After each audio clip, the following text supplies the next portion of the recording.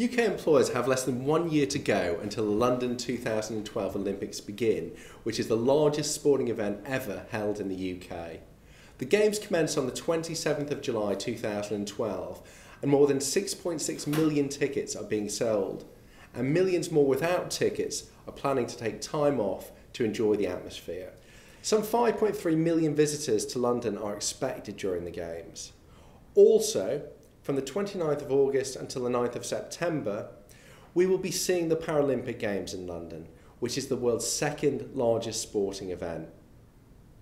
Transport for London and London 2012 are visiting businesses to provide free help and advice to plan for their travel needs. During the Olympics and Paralympic Games, the pressure on London's transport will be huge, and this will have a significant impact on employers based in London. London's transport system is already viewed at running at near full capacity, and it is anticipated that over the busiest 9 days of the Games, there'll be more than 1 million extra journeys in London. It should also be remembered that the Olympic and Paralympic Games are not just taking place in London. Out of London venues for the Games include Kent, Eton Dorney, Coventry, Manchester, Glasgow, Hertfordshire, Cardiff, Newcastle and Dorset. However, the transport pressures in such areas are viewed as not likely to be as extreme as in London, but nonetheless could still cause problems. So what should businesses located in London and other venues for the Games be considering? If it is viewed that there could be transport problems caused by the Games where your business is located, the advice is to reduce your employees' need to travel.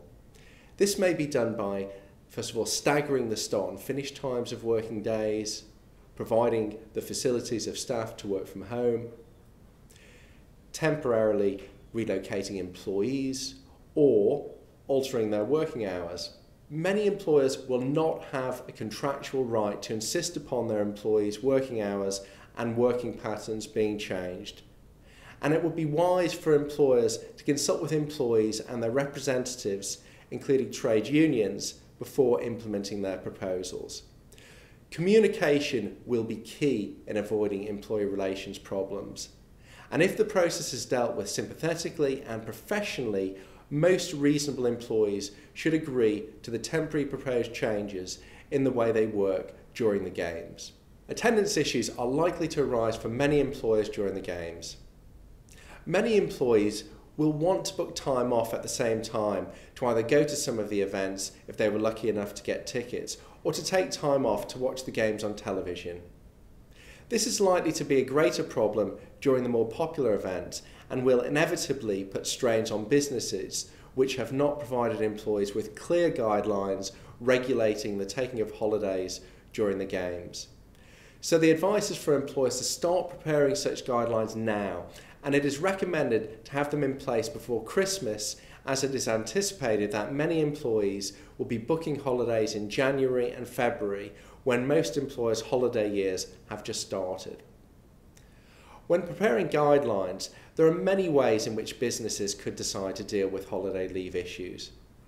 The most straightforward is probably to allow holidays on a first-come, first-served basis, or have a ballot, or perhaps limit the amount of holiday during the Games to, say, 5 days per employee, but for employees with children, such an approach is likely to be unpopular due to their children's school holidays. In any case, it would seem wise to encourage those employees who have tickets for the Olympics to book their time off far in advance of the Games to avoid disappointment. And it should be remembered that those with tickets have probably gone to a great deal of effort to secure their tickets and spent a substantial amount of money on their tickets. Personally, my advice would be to have guidelines which provide that all employees who have been successful in securing tickets would be treated preferably if they book their holiday entitlement off by a set time period, perhaps by the end of February. And if they haven't by this time, they would be treated the same as all other employees when it comes to booking holidays. So what happens if you have 2 employees allocated tickets on the same day, and if you need one of them to work? My advice that if alternative cover can't be found and it is essential to have one of the employees in, the only fair way to deal with the situation would be to toss a coin. Within the workplace, situations like this have a way of working themselves out, and the chances of employers finding themselves in this position are quite remote, so I wouldn't worry about things too much. Employees should also be flexible with their approach and should try to work around holiday leave issues during the games by allowing employees to work at different times of the day if this has no real impact on the business.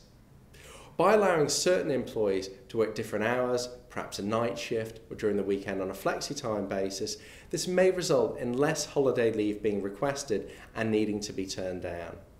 It should not be forgotten that many individuals have volunteered to help with the games, and they may be required for the full 2 weeks and 3 days prior to the games. It is worth noting that there is no statutory right to take time off as a volunteer, and they will need permission to take such time off, whether it be through utilising their holiday entitlement or taking authorised unpaid leave. It would be sensible for employers to try to find out now whether any employees have volunteered to be game makers and decide if they are happy to allow such individuals to book time off now. As well as holiday issues arising in the workplace, a number of employees may decide to throw sickies because they were unsuccessful with their holiday request, or they simply don't want to eat into their existing holiday entitlement to watch the games. Of course, in such situations, this would be clear misconduct, and employers could take disciplinary action against any such employees taking unauthorised absence. The problem, however, is proving the individuals weren't actually sick. I've often found that comprehensive return to work interviews can reduce sickness absence, and some employers have reward schemes for employees with good attendance records. However, if a male employee doesn't turn up for work during the women's beach volleyball final, don't jump to conclusions. His man flu could be genuine. Another more positive way to encourage employees not to take unauthorised absence would be to try to create a fun and enjoyable atmosphere in the office with television screens set up. After all, this is the Olympics, and look at it as an opportunity to build relationships at work and create a culture where people are happy and looking forward to coming into work. Most employees will remember this, and you'll find much greater loyalty in the long run. Employees may well have their minds on other things than work during the Olympics, and to a degree, this shouldn't be too surprising. However, employers need to be careful not to allow employees to take things too far, and to know if they do, they could be subject to disciplinary action. The most sensible way to approach this is to communicate what is and isn't going to be allowed during the games with employees. For example, a reminder of the employer's internet live streaming policy may be useful, and where televisions are provided in the workplace, guidance on what employees are allowed to watch on television and when this is limited to would be advisable. Employers may also ban the use of certain sports websites and block them to ensure that employees are focused on their work when required. Where employers have a workforce made up of different nationalities and ethnic backgrounds, any policies regarding the watching of the games should not favour one group over another. For example, allowing English Team GB supporters to watch Mo Farah in the 5,000 metre final, but not allowing Jamaican supporters to watch Usain Bolt in the 100 metre final may lead to claims of unlawful discrimination and harassment. In multicultural workplaces, where there is likely to be some competitive banter and rivalry between employees of different nationalities or ethnic backgrounds, it may be wise for an employer to advise its workforce that potentially racist remarks won't be tolerated and refer them to the relevant equal opportunities and harassment policies. There may also be risks of unlawful sex discrimination claims and harassment where only male or only female events are chosen for collective viewing. So this again needs to be considered, and television time should be shared fairly between male and female employees. With the recent introduction of the Bribery Act earlier this year, corporate hospitality has been the subject of much discussion amongst businesses and senior executives. The Act makes it an offence to offer or receive corporate hospitality which was intended to bring about the improper performance of a relevant function, which includes any activity conducted with a business. Those found guilty of an offence under the Bribery Act could face 10 years in jail. However, don't be too worried. Everyday corporate hospitality shouldn't be caught by the Act, and this has been confirmed by the government in its guidance. With this in mind, it's fairly safe to say that taking a client to watch Usain Bolt break the 100-metre world record should be fine.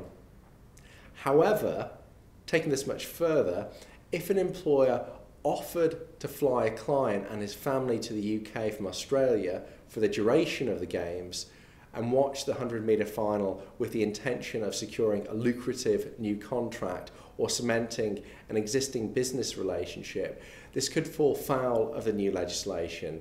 So if you're thinking of substantial, very expensive client entertainment during the Games, it's worthwhile considering taking advice as to the risks of a breach of the Act in your specific circumstances. It should be remembered that where employees have breached the Bribery Act, an employer may have an adequate measures defence.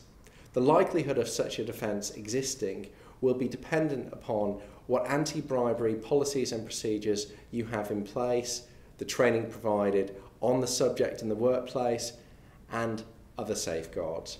To summarise, the best advice for employers is that for those affected by transport issues, they need to start thinking about how they're going to be managing them.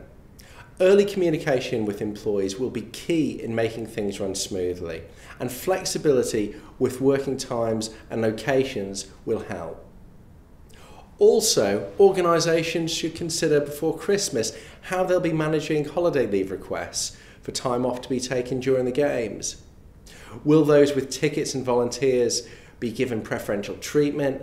Will there be greater flexibility during the Games to deal with increased holiday requests? And how will problems be resolved where employees' holiday leave requests need to be turned down due to the needs of the business? In addition to this, decisions need to be made as to what facilities will be available in the workplace for employees to watch the Games and what rules will apply. Also, employees may need to be reminded of certain standards of conduct to be retained during the Games, and guidance to the relevant policies and procedures would be very useful. Employers should also be considering putting together and circulating a policy specifically dealing with the Games if they haven't done so already. By planning in advance, I'm sure most employers will find their businesses will run smoothly during the Games and a good time will be had by all.